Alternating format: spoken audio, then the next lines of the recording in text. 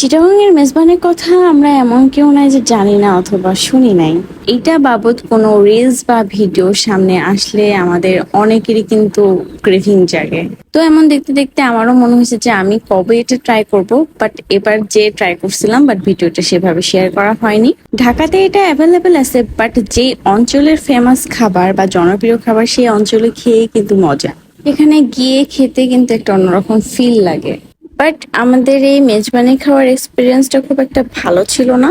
যতটুকু আশাবাদী ছিলাম তেমনটা পাইনি। আর আমরা পৌঁছেছিলাম একদম শেষ মুহূর্তে, মানে সন্ধ্যা সন্ধ্যা করে, তখন তাদের অলরেডি সব আইটেম শেষের পথে এবং অনেক কিছু ছিলও না। পুরো খাবার মোটামুটি ঠান্ডা হয়েছিল আর সেরকম গরম ছিল না, হতে পারে এই কারণে মজাটা পাই নাই। অনেক রিভিউয়ারদের দেখছি তারা এটা ট্রাই করছে, ট্রাই করে তো ভালো বলছেই, সাথে সাথে আরো বলছে যে তারা হচ্ছে মানে চিটাগাং এর যারা